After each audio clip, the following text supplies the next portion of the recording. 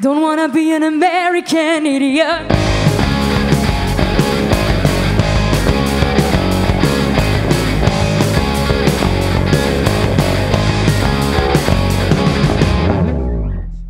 Je voulais déjà savoir ceux dans la salle qui étaient déjà là ce matin, pour que je sache si on est un peu dans la... Super, ok, donc on a déjà une petite connexion qui s'est établie entre nous, donc ça c'est sympa. Moi je suis ravi de vous faire un petit débrief. Alors là, comme je n'ai pas la chance d'avoir un groupe à disposition, du coup moi je compose mes propres icebreakers via l'intelligence artificielle. Je voudrais la balancer maintenant. On va voir si ça marche. Oui, par ici. Ah non, pas encore.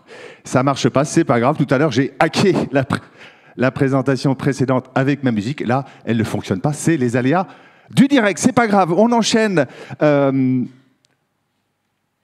Oui. Ah oui, j'ai dû cliquer sur le... Ok, d'accord, c'est super. Alors, donc je vais débriefer un peu de ce qu'on a vu surtout ce matin. On a passé un bon moment vachement intéressant ce matin. Alors moi, la première chose que j'ai trouvée assez intéressante, c'est que je pensais, moi, c'est mon premier festival, je pensais arriver à la 11e édition du Festoche. En fait, c'est la 10e édition. Hein, c'est ce que nous a dit Sébastien ce matin. Et c'est pour ça que moi, je ne comprenais pas pourquoi est-ce qu'il avait toujours le même polo que l'année dernière. D'ailleurs, tout le monde m'a dit, t'as vu, il a mis le même polo que l'année dernière.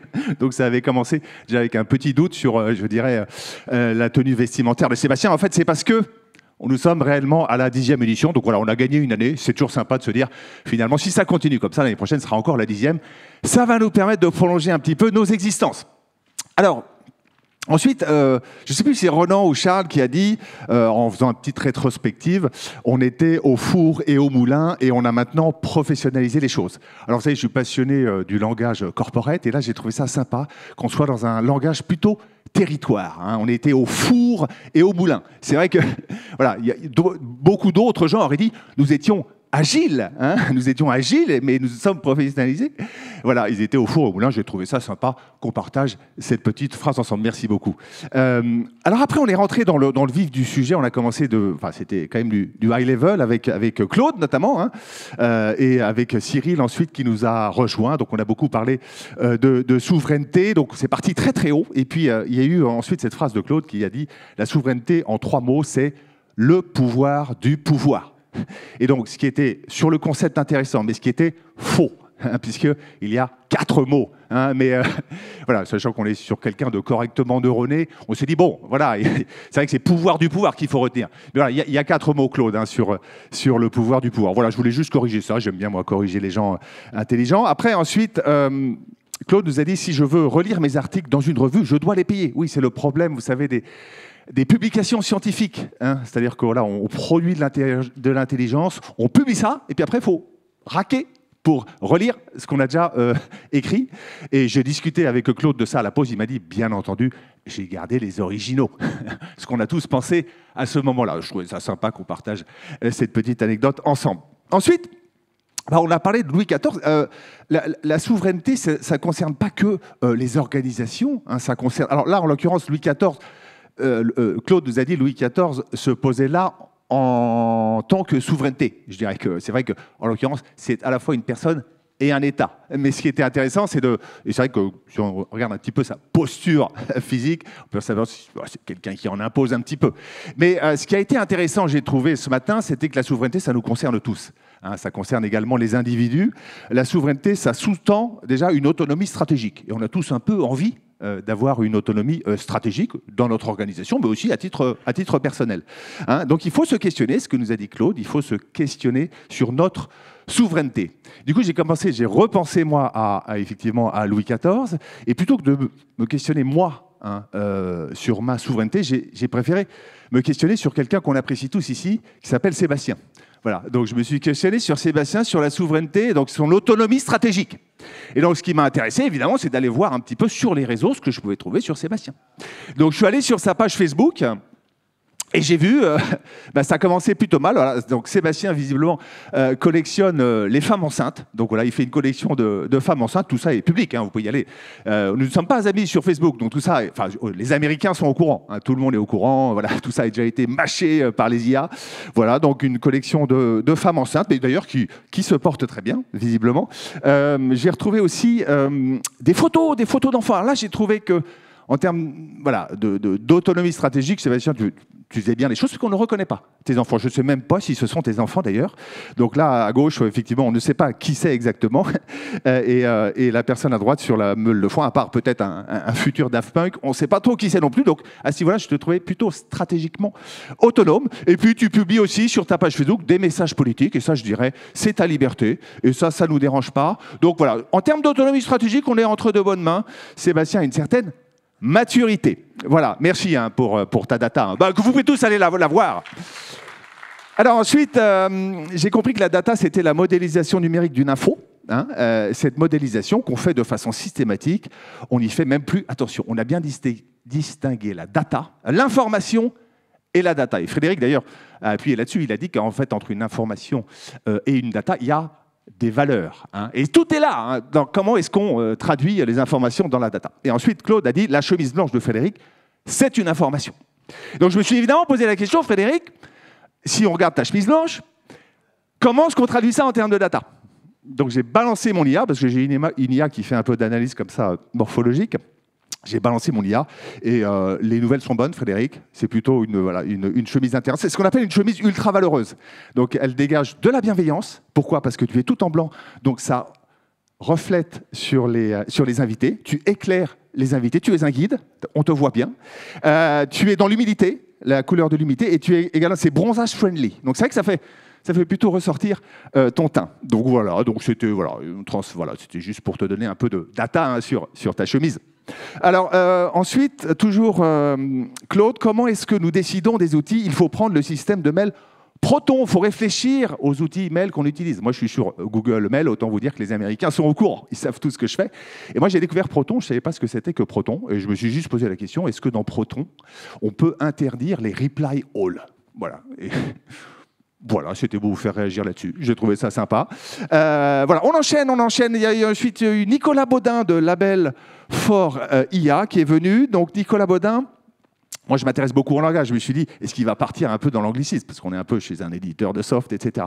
Et à un moment, il a dit, on est un espèce de SaaS entre les labos académiques et la réalité industrielle. Moi, quand j'entends SaaS, j'entends Software as a Service. Alors, je me dis, non, c'était un SaaS, et il l'a bien précisé. Je me suis dit, quelqu'un qui s'intéresse, qui veut protéger le langage des territoires.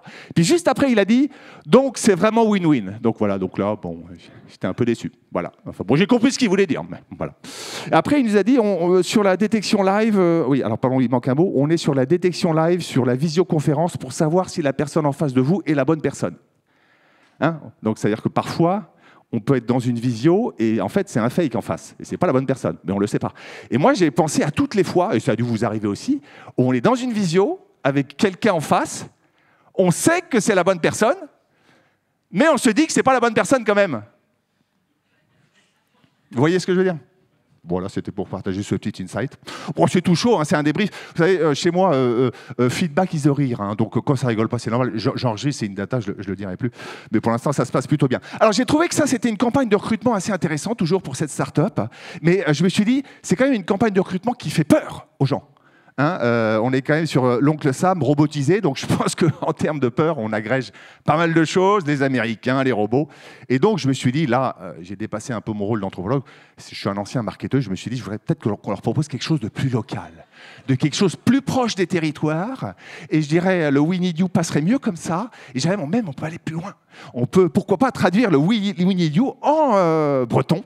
Alors je vais me garder de vous le prononcer en breton. Mais en tout cas, Degan Ganéomp, est-ce qu'il y en a qui savent ce que ça veut dire? Ça ne veut pas dire exactement rejoignez-nous. Enfin si, ça veut dire rejoignez-nous, voilà. Parce que le We Need You, c'était genre en 3 phrases. Donc voilà, je me suis dit rejoins-nous. Voilà, tout ça grâce à l'IA. Alors, on continue. Voilà, donc sympa, petite campagne de pub. C'est cadeau, c'est cadeau. Ludovic Granger, ensuite de Leadbay, nous a dit on est capable de driver une certaine addiction à l'application. Voilà, j'ai bien aimé cette phrase. Je vais la garder dans mon petit répertoire à phrases. Donc, c'était pour nous rassurer. Voilà, à propos des CRM, pour ceux qui n'étaient pas là, à propos des CRM. Donc, voilà. C'est la petite pépite que j'ai gardée de ce passage. Sylvain Poirier, à propos de l'IA en action chez France Travail. Moi, ce que j'ai surtout retenu à ce moment-là, c'était qu'on avait presque envie de se retrouver au chômage. Ça a l'air de se passer de mieux en mieux. Enfin, au chômage. Me transformer en cadre dynamique, en recherche active de nouveaux challenges. Il n'y a pas de chômeurs sur LinkedIn. On est d'accord. Merci Sylvain. Donc voilà pour cette. En tout cas, ça nous rassure. Ensuite, il y a eu Marion Moreau. Donc là, c'était très intéressant. On est parti en Ukraine. C'était intéressant. C'était pas lourd. C'était touchant. Voilà. Donc je me suis dit comment est-ce que je vais faire rigoler là-dessus. J'ai quand même trouvé des petites choses, des petites choses intéressantes. Déjà, on a dit les devs se cachent car si on les voit dans la rue, ils partent à l'est. Ils partent sur le front. Et je me suis dit que ils sont dans la merde, c'est clair. On n'a pas envie d'être à leur place, mais je me suis dit au moins. En termes d'engagement, on sait que les développeurs, c'est compliqué de les engager. C'est un peu la guerre en France. Au moins, ils sont mieux derrière leurs écrans qu'à rien branler, quoi. Donc, voilà, donc c'est plutôt intéressant. C'était un insight. Il vaut ce qu'il vaut. Ensuite, Marion nous a dit les composants sont récupérés sur le frontline.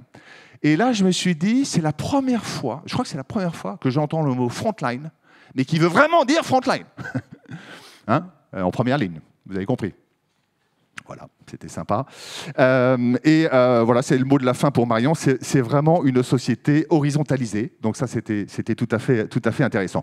Ensuite, on a eu Jean-Louis Leroux. Là, on s'est régalé sur les câbles. On pensait que les câbles, ça allait être un peu emmerdant. En fait, non. Les câbles, c'est vachement intéressant. C'est un peu le concret, quoi, déjà. Voilà. Déjà, il a commencé tout de suite par une expression bien française. On va passer, faute d'orthographe, au transparent précédent. Voilà, donc ça c'est sympa. Les transparents, alors pour les plus jeunes, les transparents n'existent plus. Moi-même, je les ai tout juste vus passer durant mes études.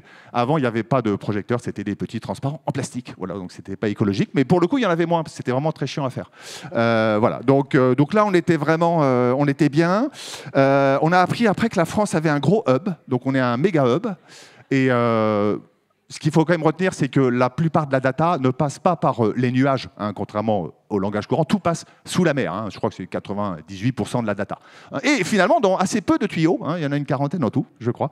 Donc voilà. Donc on est un gros hub, il faut le savoir, notamment en Bretagne. Et puis alors, il y a eu cette data. Alors moi, c'est la data du jour. Est-ce que vous vous souvenez ce que représente cette data, les 20 mots à la minute ? Voilà, c'est le premier câble, c'est le premier débit du premier câble qui a été posé en Bretagne vers l'Amérique. Du coup, alors moi je suis anthropologue, dès que je peux sauter dans le passé pour mieux comprendre le présent, je le fais. Donc voilà, la photo est un peu pixelisée, mais là on voit, c'est la team un peu qui a travaillé sur ce premier câble. Alors on voit que à l'époque, le monde du travail, je dirais que la parité, c'était ce qu'on appelle un non-sujet. Pas trop de parité, mais on voyait que ça vivait bien. Il y avait des gens tout à fait. On sent qu'il y a une certaine convivialité. À la limite, le seul point de tension, c'est éventuellement là. Voilà, mais sinon, ça vit assez bien. Alors, je suis allé creuser un petit peu l'histoire pour voir un peu les gens qui travaillaient sur ce premier câble. Et là, ce qu'on peut voir, c'est qu'il y a des choses qui ne changent pas. Parce que finalement, vous voyez, à l'époque, il y avait déjà des N+1 qui servaient à rien. Voilà. Mais sinon, il y en a un qui bosse, deux qui regardent. Je dirais que il faut un petit peu quand même agiliser tout ça. Alors, voilà. Et puis, je voulais terminer sur cette photo parce que je trouve que le marketing d'Orange travaille très, très bien. On a l'impression qu'il est sympa, ce câble. Il est beau. On a l'impression que sort du câble presque des coraux. C'est vraiment assez sympa. Il s'intègre bien dans le paysage souterrain. Bon, on n'a pas été vérifié, mais on leur fait confiance. Alors ensuite, il y a eu Orbital, j'accélère un petit peu. Orbital, il y a eu pas mal d'anglicismes. Bon, moi, ça ne me dérange pas, j'adore ça. On peut faire de l'anticipation du churn. Donc, il y a eu le churn qui est ressorti pas mal de fois. La personne, je ne me souviens plus de son nom, malheureusement, très intelligente, malgré tout, a défini le churn après avoir utilisé le mot 3 ou 4 fois, mais ce n'était pas un problème. Il y a eu aussi les RevOps analystes. Ça, je ne connaissais pas, les RevOps. Je suis le seul. Est-ce que les gens connaissaient RevOps ? Un RevOps ? On est d'accord, personne ne connaissait. Bon, il a dit ça comme si tout le monde connaissait. Bon, moi, je m'en fous, moi, je suis là. Mais par contre, on ne me la fait pas à moi. Voilà. Et puis après, il y a eu le time to insight. C'est le moment où je me pose la question et le moment où j'ai ma réponse. Je connaissais time to market, je ne savais pas time to insight. Et je trouve ça sympa à garder le time to insight, parce que parfois, on se pose des questions, on n'a pas la réponse. Voilà. Il y a l'insight qui est là. Donc, on se balade avec tout un tas d'insights, et puis à un moment, ça va revenir. Par exemple, moi, c'est la dernière année où je ne suis pas connu, par exemple, mais ça fait 2-3 ans quand même, c'est la dernière année où je ne suis pas connu. Quand est-ce que je serai connu ? Je ne sais pas. C'est un insight qui, à un moment, va me tomber sur la gueule. Voilà. Donc, sachez que vous avez du time to insight, mais que vous ne le saviez peut-être pas. Alors, ensuite, il y a eu Nudger qui est passé, et j'ai bien aimé cette phrase. On a besoin de talents capés. Ça, je trouve ça valorisant. C'est quoi un talent capé ? C'est un yeuve. Un talent capé, c'est un yeuf, c'est un putain de boomer. D'accord? C'est les gens, on les voit avec leur téléphone, ça va pas très vite, etc. C'est des talents capés, et ben moi je trouve ça sympa d'être un talent capé. C'est vrai. On respecte pas assez les vieux dans ce continent. Voilà, donc voilà, moi je suis un peu capé. Ouais, je suis capé. Comme un bon capital qui s'engraisse avec le temps. Alors, ensuite, il y a eu Surfrider, et ça sera mon mot de la fin, parce que j'ai pas eu le temps trop de débriefer ce que je viens d'entendre. Ce que j'ai bien aimé, c'est la sérénité qui s'est dégagée de notre ami la surfeuse. Moi, je surfe pas mal aussi, j'aime bien. Enfin, je surfe. Je vais surfer. C'est-à-dire que le seul moment où je suis debout avec ma planche, c'est sur la plage, quand je vais surfer. Voilà. Et après, les gens me voient plus parce que je suis sous l'eau, mais du coup, quand je reviens, les gens ne savaient pas où j'étais, mais j'ai été surfer. Voilà. Donc, j'ai un immense respect pour les surfeurs. Et elle nous a dit, cette charmante, je n'aurais pas dire charmante, ça c'est trop capé ça. Non, cette leaduse, entrepreneuse, à un moment, Frédéric, je ne sais pas si tu as vu, elle t'a dit, parce que ça s'est un peu accéléré sur la presse, moi, je n'ai pas l'impression que tu perdais la situation, mais elle t'a dit quand même, ne t'inquiète pas, ça va bien se passer. J'ai bien aimé cet renversement de situation qu'on a tous remarqué, mais voilà, tu n'étais pas inquiet non plus, hein, mais c'était un petit quiproquo sympa, et c'est là-dessus que je voulais terminer. Merci beaucoup, on se retrouve demain.